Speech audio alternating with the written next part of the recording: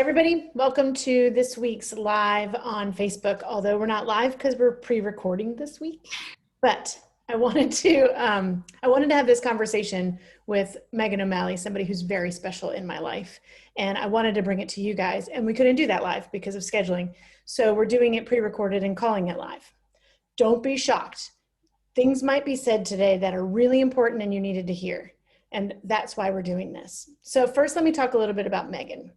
Meghan is one of my bestest friends. She's pretty special. She's an important person in the world. She's doing amazing work. Her company is Fierce Love Coaching, and you can find her on the interwebs at fierceloveway.com. And then on the Instagram, she be at Fierce Love Coaching. And then on Facebook, it's Fierce Love Coach. I will be posting all of that so that you can find it. And also, we're going to talk today about a specific thing that she's doing. I'll be posting all of that information as well. So she's got a background in therapy, and she has been in coaching for quite some time.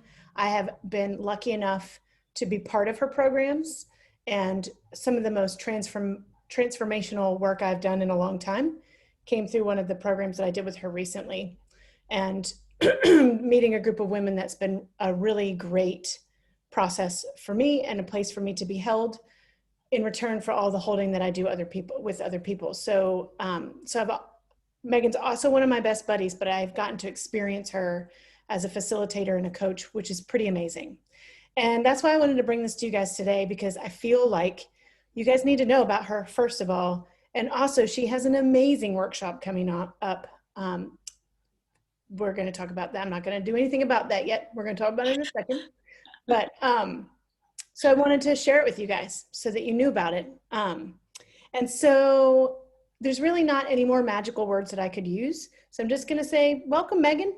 Hi, this is my... I'm just going to bask in what you just offered me. Can I just smother myself with it for a hot minute? Mm-hmm. Yeah, I just threw up magic all over that. That was my sparkle burp. Ooh, I like it. You know, sparkle's my favorite color, so Mm-hmm. I'll even take it in burp form. And I'm so stoked to connect with your community.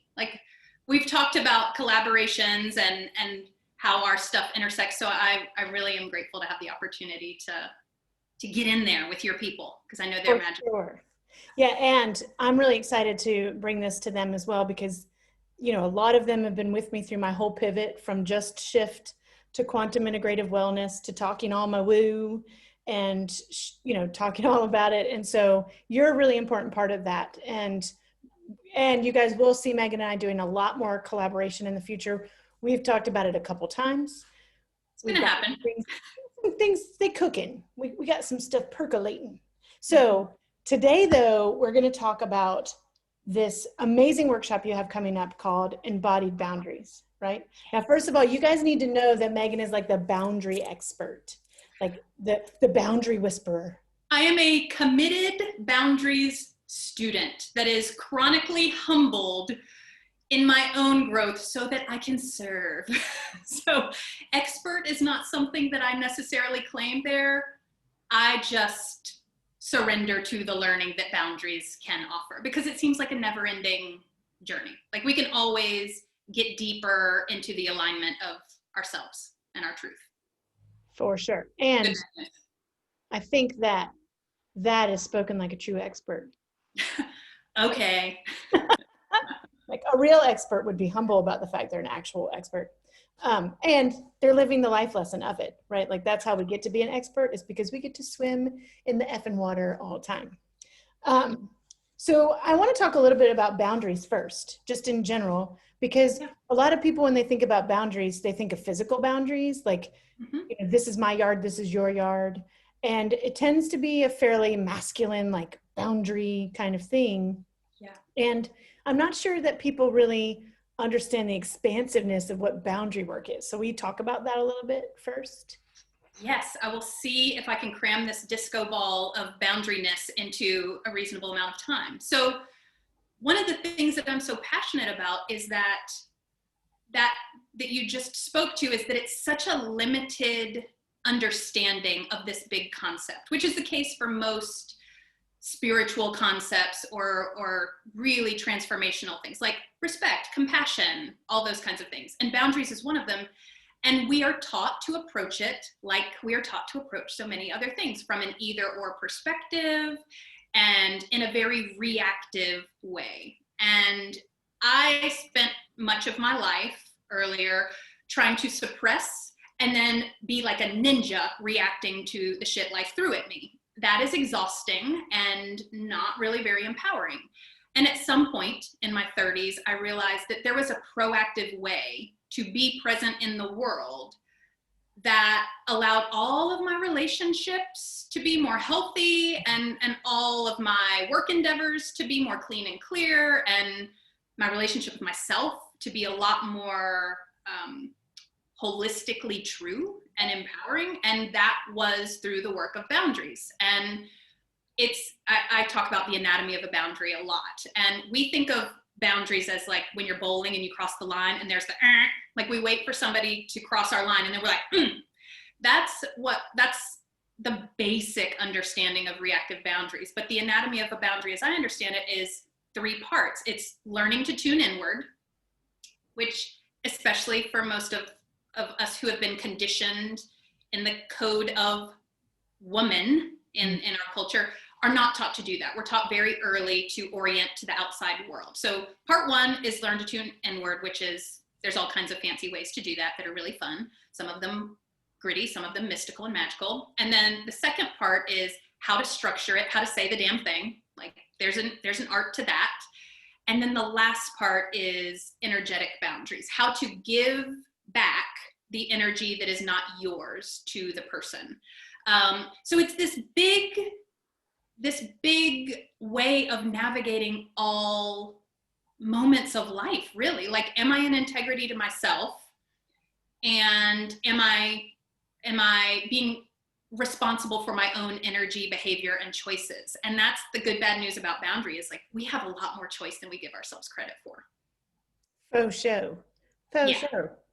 And right off the bat, when I work with in my community, when we're working together, half of what we're peeling away when we're looking at the depth of what's going on with dis-ease, so much of that is just relationship based or even environmental based, where we just don't know where we end and where other people begin. And that isn't a hard line around you. It's like people think of the blood-brain barrier as this like wall around all of your nuclei, right? But it's this really viscous, it's got this flowing energy, this kind of expansion and contraction to it that a boundary really has to have. A boundary can be different in this conversation with the same person as it is in this conversation with the same person, right? So it's like learning to listen, to tune inward, and oh my gosh, if this is not the time in humanity to learn to tune in, I don't know if we will ever have it.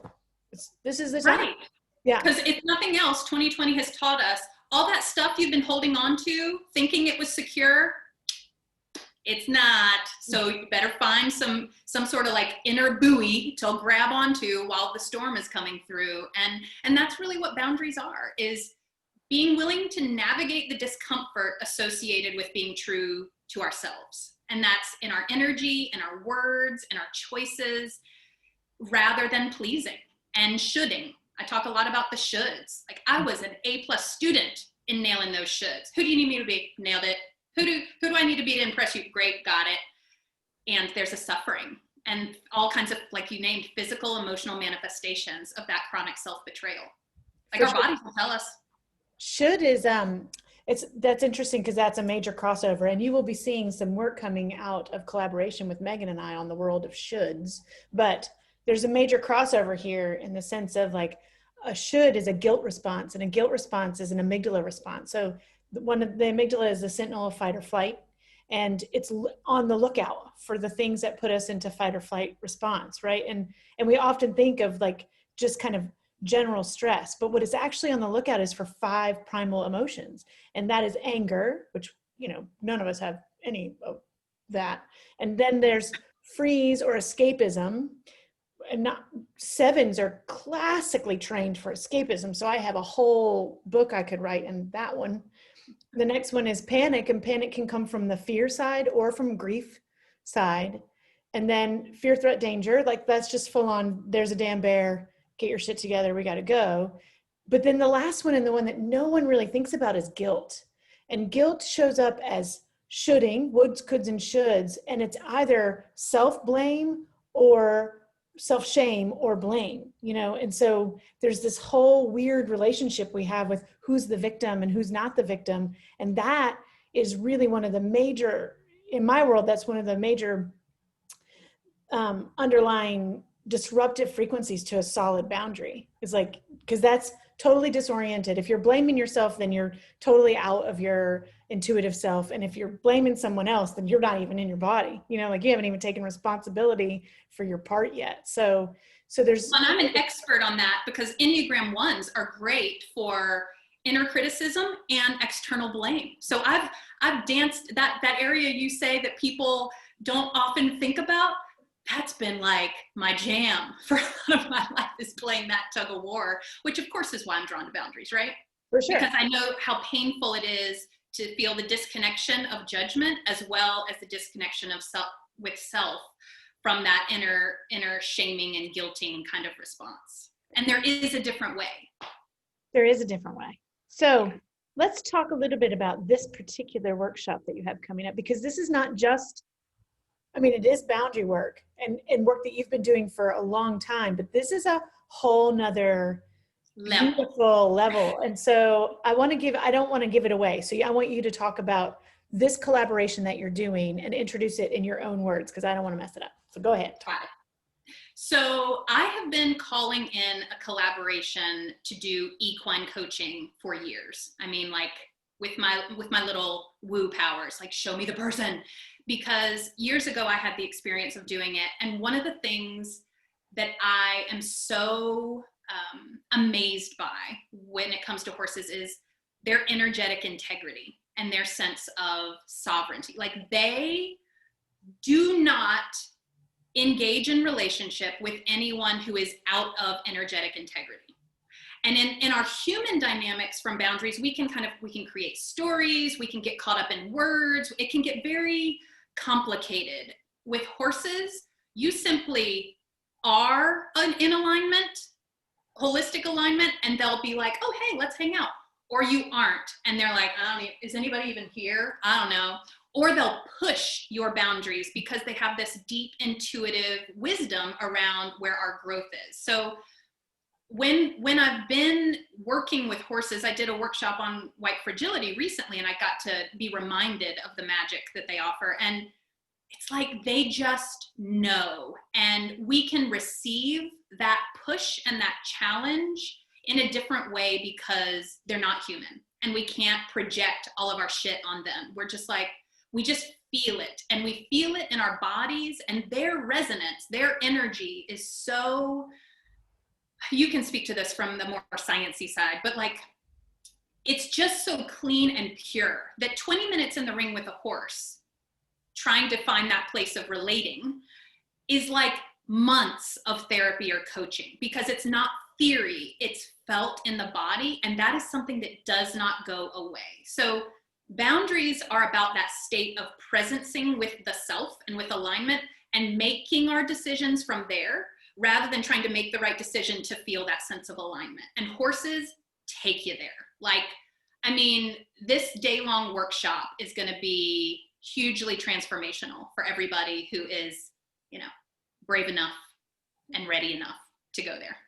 For sure. So I want to talk for a second about that energetically, because what happens with animals, specifically horses, but there's also dogs, their heart chakras. So when we look at our own heart chakra, and if you're part of my community, you've heard me talk about heart-brain cohesion and what that letting the heart set the rhythm of the rest of the body and letting the heart energy do that. Well, a horse's heart chakra is huge. And what happens in that moment is that, so remember, if you guys are part of my community, you've probably heard me talk about the heart energy of the heart chakra is about 500 times more powerful than brainwave energy. So when we try and think ourselves into balance, we've got We can only think so much, but if we get into balance first from our heart space, it's 500 times more powerful. And it brings all of the brain waves into cohesion. It takes you out of the parasympathetic nervous, or it takes you out of the sympathetic nervous system, which is that fight or flight response, and resets it in the parasympathetic nervous system, which is all that rest and digest. It's that really beautiful place of being calm inside.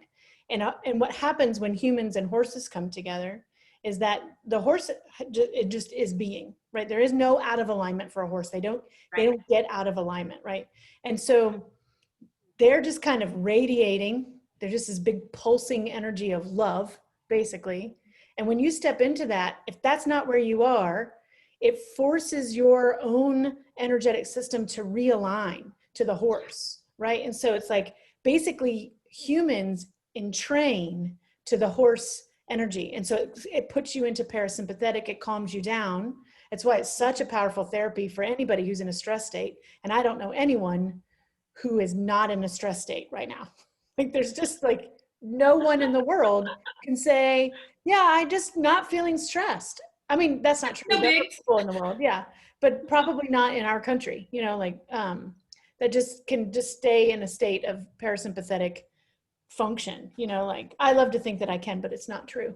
It's a thought, not a reality. So yeah, that whole adding that component of the energy, it, like you said, it's what would be years of therapy. I mean, it's such a fast energetic mirror. And as we know from the 5 bodies of consciousness, that, you know, the energy's all happening first, and then we have a physical reality. So if we don't deal in the energy field, if we don't know ourselves and how we show up energetically, then we don't really know ourselves, right? We just know the physical, we just know the symptom. It's like we know the shadow of who we really are.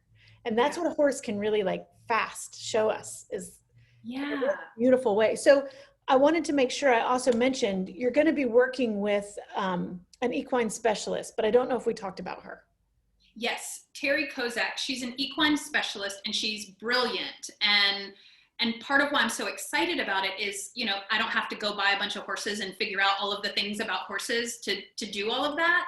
I can really collaborate with her and trust her. And so the way it works is we're around the ring, and there's typically 1 or maybe 2 people in there. And she's so attuned to the horse behavior that she's reflecting what she sees.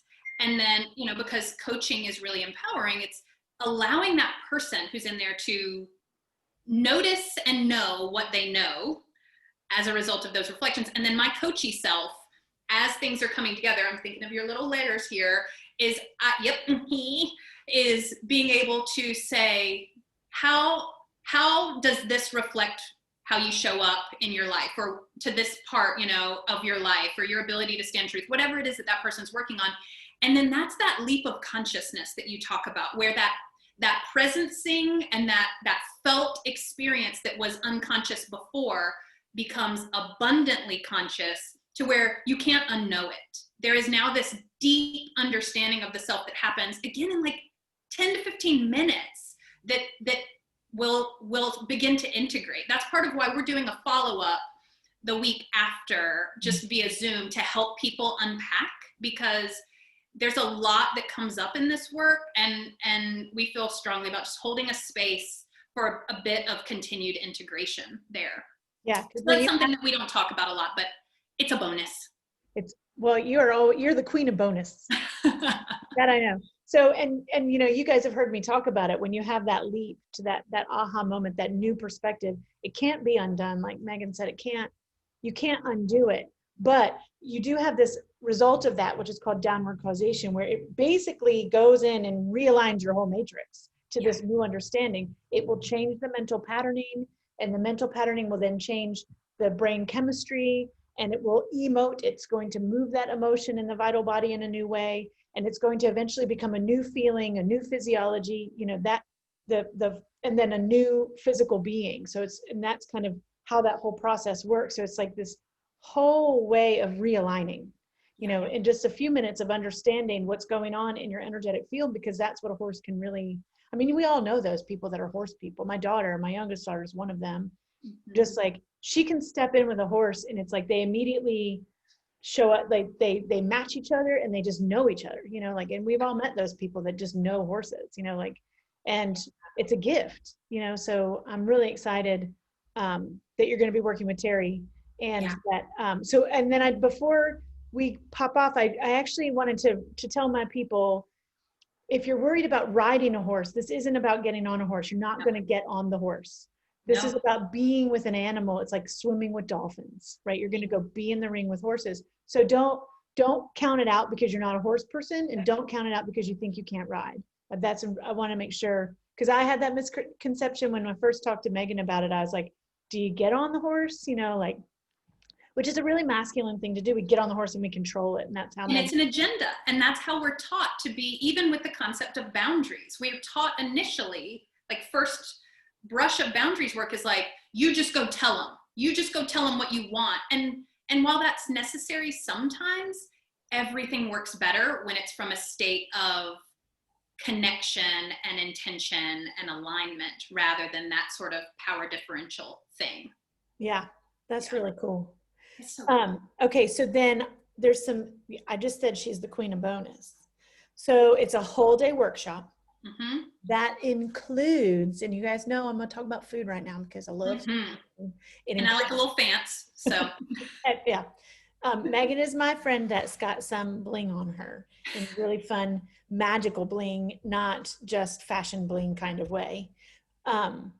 So it's got breakfast, tea, coffee, pastry kind of breakfast. The whole day is vegan, gluten-free, catered by a chef. So I believe it's like coconut, kefir, and fruit and teas and stuff. And then at lunch, like, just really lovely fresh food and salads with like flower essences and stuff. And the reason is I feel strongly about people being held and really supported through this work, because it's going to be magical and empowering and all that, but it's also a lot of energy to move, to do this work. And so a nourishing, nurturing meal is really important. And it's going to be socially distanced, outdoors. There's, you know, an outdoor patio. So you'll be looking at the horses that you're learning and growing with, and having a lovely catered lunch and breakfast. So exciting. And then I'm going to get to say this part, because when I saw the flyer, I was floored at the investment of this. Like, I was like, no, I cannot wait to register for this, because the investment is only $355. And that is like this, like, you think about the years of therapy you could invest in this same thing. Or, I mean, like, what could come up in this is truly life-changing. They're, you know, we pay a lot of money for online programs that would teach us the same thing. We pay a lot of money for therapy sessions and holistic energy sessions and all of this stuff. And then we have to go, you know, neurofeedback, for example, you have to go 40 times. It's like, there's these huge investments to get this kind of benefit, where a horse's heart chakra can show you all of that in a day of working, you know, in this environment. It's just unbelievable. So, I mean, first of all, I just want to say, like, thank you for. I'm on a mission. Right. I want people to be able to say yes. I want this to ripple out into the world. Awesome. And then also, on top of all that, there is a contribution from that going to the Coaching for Everyone. Yep. Which I think is also, that just speaks to Meghan, you know, like, she doesn't do something without some sort of give back. So that's awesome. And then is there an age range, or is there a gender? Is there any kind of thing? Gender, people who identify as female or as a woman. So, you know, there's a spectrum there, but we're really going to touch on the conditioning of kind of the way the world entrains us as those who identify as female or as a woman. So that's part of what we're holding, but really anyone who's an adult. Awesome. Adulting. That's not me. Because the work, every time I gather women around boundaries, it really doesn't matter the age. We're all experiencing the same challenges and limitations. And that's part of why I love groups, is even if someone else is in the ring with a horse, we're seeing ourselves, and therefore we're being changed through that person's experience, so that when we get in there, we can do, like, it's like a baton race, right? Like, we're going to do another one that the collective is going to be changed from. So cool. You can't not change the collective. You guys have heard me talk about the power of group work. It's like, you know, it's just, It's actually sad that we don't take advantage of group work more often. You know, it's like, it's actually where humans can help humans, is by holding that kind of intention, not necessarily holding space and doing something very physical, but just the intention of it. So, and you're going to love this because it's 6 participants plus me and Terry, which makes it 8, like Lynn McTaggart's work. Power of 8. Power of 8. Yep. Well, you know, I do love that. Okay, so there's still time to register, right? Is there a cutoff date? Yes, it will be by the 7th. Okay. So the sooner the better, because I anticipate it's going to fill relatively quickly, because all my social media this week is boundaries. So we're like whipping up the boundaries awesomeness. And the workshop is on, I don't think we've said that, it's on October 10th. It's sometime, somewhere. I think I'm going to do sometime. It is on October 10th from 8:30 to 4. I would allow to 4:30 to be able to say goodbyes. And it's in Weaverville, so close to Asheville. So anyone who's driving distance can come up for it. Perfect. And you can find out more information about it. You can go to fierceloveway.com/groups, right? Well, there's a workshops and groups. Okay. Yeah. But you can go to fierceloveway.com and look at all the things. You can find all of the things. Yeah, you should go there anyway. And follow Meghan on Instagram, which again, Instagram is Fierce Love Coaching. And then Fierce Love Coach. Fierce Love Coaching. Fierce Love Coach is Facebook. Facebook. I was like, wait, did I get it back? Fierce Love Coach without the ing is Facebook. Yeah. And then Fierce Love Coaching is Instagram. Yes. And Instagram is my favorite place to hang out. So Instagram stories and stuff like that. That's my playground. She good at that. Y'all know I'm not so good at that. We always talk about my technological challenges. Meghan doesn't have them. So she's on the I do. Everybody has them. Well, Meghan, I'm so excited to have had you today for our live session, and just to get to talk about this really amazing opportunity. If you guys missed all of that and you have questions, you are always welcome to reach out to me through my website. That's quantumintegrativewellness.com. And also, you guys know you can call Kate and we will give you the deets or send you the information or get you signed up any way we have to do it. Again, there's only 6 slots and I think there's some people registered. So if you guys are going to do it, get on it. I really highly encourage you. If you're hearing me say this, it's because I'm looking directly at you and this workshop is for you. You need to take it. This is your cosmic sign if that's what you asked for. Okay. Thank you, Meghan, for being here. And thank you for being amazing and doing this amazing work. And we'll see you guys all in a couple weeks back on the lives. All right. Bye.